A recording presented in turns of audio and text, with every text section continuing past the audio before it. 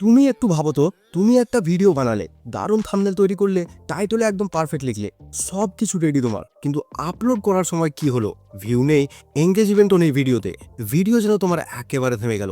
তখন মনে হচ্ছে সব ঠিক করলাম, তবু সমস্যাটা কোথায়? আসল ব্যাপার হলো, ভুলটা হচ্ছে তোমার আপলোডের সময়। অনেক ছোট ছোট ভুল আছে যেগুলো নতুন ইউটিউবাররা বুঝতেই পারে না, যেগুলো ইউটিউবকে নেগেটিভ একটা সিগন্যাল দেয়, আর সেই কারণেই ভিডিওর ভিউ আটকে যায়।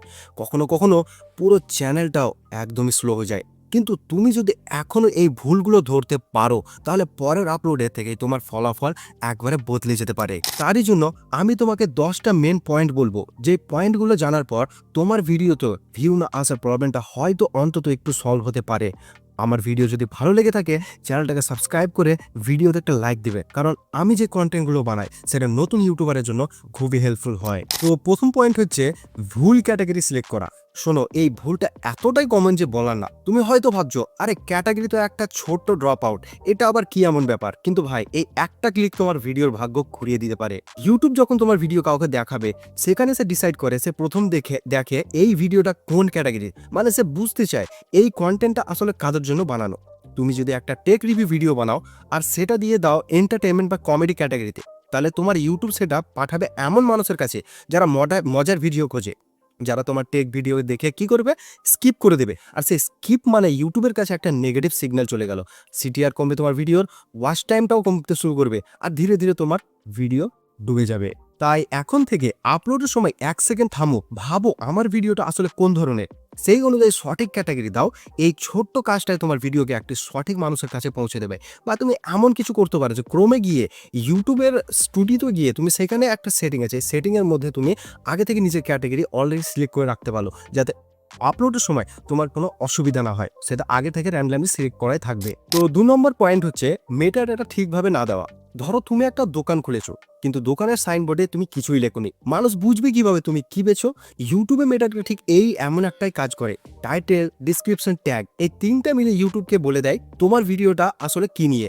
কিন্তু তুমি বেশিরভাগ নতুন ক্রিয়েটার এই জায়গায় সবচেয়ে বড় ভুলটা করে। তারা ভিডিও বানাতে এত এনার্জি দেয় যে আপলোডের সময় ক্লান্ত হয়ে যায়, আর মেটা ডেটা দেয় যেটা, সেটাই লিখে দেয়। আর একটা জিনিস যেটা অনেকেই জানে না, ভিডিওর ফাইলের নামটাও কিন্তু তোমাদেরকে চেঞ্জ করে দিতে হবে।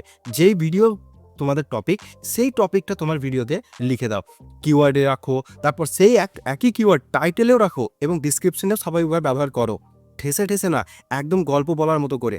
আর ট্যাগে রিলেভেন্ট কিওয়ার্ড দাও, মানে যেটা তুমি ডিসক্রিপশনে ভিডিওর ফাইলে লিখেছো সেটা ওই ট্যাগের মধ্যেও দাও। আর এই পুরো ব্যাপারটা মিলে ইউটিউবকে একটা শক্ত ক্লিয়ার সিগন্যাল দেয়, আর তখনই ইউটিউব নিজেই তোমার ভিডিও একটা সঠিক মানুষের কাছে ঠেলে দেয়। 3 নম্বর হচ্ছে অটো চ্যাপ্টার ব্যবহার করা। অটো চ্যাপ্টার শুনতে সুবিধাজনক মনে হয়, তাই না? ইউটিউব নিজে থেকে ভাগ করে দেবে, আমাকে আর কিছুই করতে হবে না। কিন্তু ভাই, এই সুবিধাটাই তোমার ক্ষতি করছে। অটো চ্যাপ্টার অনেক সময় ভুল জায়গায় ভাগ করে দেয়, ভুল নাম দেয়, যেটা ভিউয়ারের কাছে কোনো আসেই না। কিন্তু তুমি যদি নিজে হাতে টাইম স্ট্যাম্প দাও, তাহলে 2টা বড় সুবিধা পাবে। এক, ভিউয়ার সহজেই তার দরকারের অংশে চলে যেতে পারবে, ফলে সে খুবই খুশি থাকবে এবং তোমার ভিডিও আগেও পর্যন্ত চালিয়ে যাবে। 2, গুগল সার্চ থেকে ট্রাফিক আসতে শুরু করবে, কারণ গুগল এই চ্যাপ্টারগুলো সার্চ রেজাল্টও দেখায়। নিয়ম মাত্র 3টা, 0 থেকে শুরু করো, প্রতিটা চ্যাপ্টার কমপক্ষে 10 সেকেন্ডের রাখো, আর চ্যাপ্টারের নামগুলো ভালো করে এসইও এবং ফ্রেন্ডলি দাও, এতটুকুই যথেষ্ট। তো 4 নম্বর হচ্ছে সাবটাইটেল না দেওয়া। তুমি কি চাও তোমার ভিডিও শুধু বাংলাদেশ বা ভারতের মানুষ দেখুক, নাকি পুরো পৃথিবী জুড়ে তোমার ভিডিও দেখুক? সাবটাইটেল না দেওয়া মানে তুমি নিজের হাতে একটা বিশাল অডিয়েন্সের দরজা বন্ধ করে দিচ্ছ। তুমি যদি ইংলিশ সাবটাইটেল যোগ করো, তাহলে ভারত, বাংলাদেশের বাইরেও পৃথিবীর যে কোনো দেশের মানুষ তোমার ভিডিও বুঝতে পারবে, উপকৃত হবে, শেয়ারও করবে। আর বেশি মানুষ মানে বেশি ভিউ, বেশি ওয়াচ টাইম, আর মনিটাইজ চ্যানেল হলে বেশি আয়। একটা ছোট্ট কাজ, সাবটাইটেল যোগ করা, তোমার চ্যানেলকে লোকাল থেকে গ্লোবাল করে দিতে পারে। তো 5 নম্বর পয়েন্ট হচ্ছে ভুল ট্যাগ ব্যবহার করা। ট্যাগ নিয়ে একটা সবচেয়ে বড় ভুল কি জানো? অনেকে ভাবে যত বেশি ট্যাগ তত বেশি রিচ, আর তারপর দেয় তারা YouTube video viral, trending, motivation, এই টাইপের ব্রড ট্যাগ। দেখো ভাই, এইটা করলে ইউটিউব আক্ষরিক অর্থেই কনফিউজ হয়ে যায়, যে সে বুঝতেই পারে না তোমার ভিডিওটা আসলে কার কাছে পাঠাবে, ফলে কারো কাছে ঠিকমতো পৌঁছায় না। সঠিক উপায় হলো, তোমার ভিডিওর মেন টপিক ধরে কিওয়ার্ডে সার্চ করো, সেই টপিক রিলেটেড স্পেসিফিক ট্যাগ দাও, কম হোক কিন্তু রিলেভেন্ট হোক, এতেই কাজ হবে তোমার। তো 6 নম্বর পয়েন্ট হচ্ছে মেড ফর কিড ভুল সেট করা। এই ভুলটার কথা শুনলে মনে হবে, আরে এটা কে করে? কিন্তু বাস্তবে এই ভুলটা অনেক ক্রিয়েটরই করে ফেলে অনেক সময় না বুঝে। তুমি যদি ভুল করে made for kid option on করে দাও তাহলে কি হবে জানো? তোমার ভিডিওতে কমেন্ট বন্ধ হয়ে যাবে, নোটিফিকেশন অনেক কম যাবে সাবস্ক্রাইবারদের কাছে, আর ইউটিউব সেই ভিডিও শুধু বাচ্চাদের কাছে পাঠাবে যারা হয়তো তোমার কন্টেন্টের টার্গেট অডিয়েন্স নয়। সমাধান খুবই সহজ। যদি তোমার ভিডিও জেনারেল অডিয়েন্সের জন্য হয় তাহলে সব সময় no it's not made for kid select করে এটুকুই। 7 নম্বর পয়েন্ট হচ্ছে পিন কমেন্ট না দেওয়া। ভিডিও আপলোড করলে তারপর বসে থাকলে এটা কিন্তু ঠিক না। ভিডিও পাবলিশ হওয়ার সাথে সাথে তুমি নিজে একটা কমেন্ট করো আর সেটা পিন করে রাখো। কেন? কারণ এই পিন কমেন্টটাই প্রথম এঙ্গেজমেন্টের সংকেত দেয়। ভিউয়াররা পিন কমেন্ট দেখে, রিপ্লাই দেয়, আলোচনা শুরু হয়। আর ইউটিউব যখন দেখে ভিডিওতে কমেন্ট হচ্ছে, রিপ্লাই হচ্ছে, সে বুঝে নেয় এই ভিডিওটা মানুষ পছন্দ করছে। এটাকে আরও বেশি মানুষের কাছে ছড়িয়ে দেওয়ার দরকার।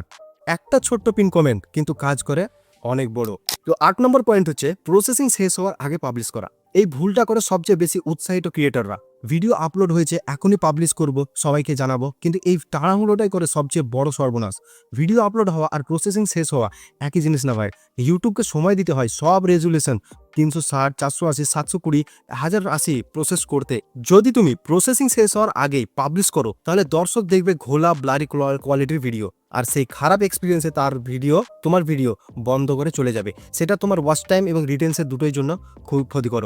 সমাধান, অন্তত 3 থেকে 6 ঘন্টা পরে শিডিউল করো, আর সম্ভবত হলে 24 ঘন্টা পরে পাবলিশ করো। তাহলে ভিডিও পুরোপুরিভাবে রেডি থাকবে আর ইউটিউব ভালো করে অ্যানালাইজও করতে পারবে তোমার পুরো ভিডিওটাকে। 9 নম্বর পয়েন্ট হচ্ছে অটো অ্যাড ব্রেক ব্যবহার করা।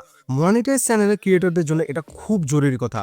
অনেকেই অটো অ্যাড ব্রেক অন করে রাখে, ভাবে বেশি অ্যাড মানে বেশি আয়, কিন্তু বাস্তবে হয় তার উল্টো। অটো অ্যাড ব্রেক অনেক সময় একটা ভুল মুহূর্তে বিজ্ঞাপন দেখায়। হয়তো তুমি সবচেয়ে গুরুত্বপূর্ণ কথা বলছো, ঠিক তখনই অ্যাড এসে গেল। দর্শক বিরক্ত হয়, ভিডিও বন্ধ করে দেয়, রিটেনশন কমে যায়, আর ইউটিউব ভিডিওকে কম প্রমোট করে। তার চেয়ে বরং তুমি নিজে ভেবে দেখো কোন জায়গায় অ্যাড বসালে বা অ্যাড আসলে দর্শক বিরক্ত হবে না, সেখানে ম্যানুয়ালি অ্যাড বসাও। কম অ্যাড কিন্তু সঠিক জায়গায়, একটা স্মার্ট কাজ। 10 নম্বর পয়েন্ট হচ্ছে প্লেলিস্ট ব্যবহার না করা। ভাবো একটু, একজন দর্শক তোমার ভিডিও দেখলো, ভালো লাগলো, এখন সে চাইছে আরও দেখতে, কিন্তু সে কোথায় যাবে? যদি তোমার ভিডিওগুলো প্লেলিস্টে সাজানো না থাকে, সে হয়তো পরের ভিডিও খুঁজে পাবে না আর চলে যাবে অন্য চ্যানেলে। প্লেলিস্ট হলো তোমার চ্যানেলের রাস্তা। এক ভিডিও শেষ হলে অটোমেটিক পরেরটা শুরু হয়, দর্শক আটকে থাকে, ওয়াচ টাইম সিস্টেম বাড়তে থাকে, ইউটিউব তোমার চ্যানেলকে তত বেশি পুশ করে।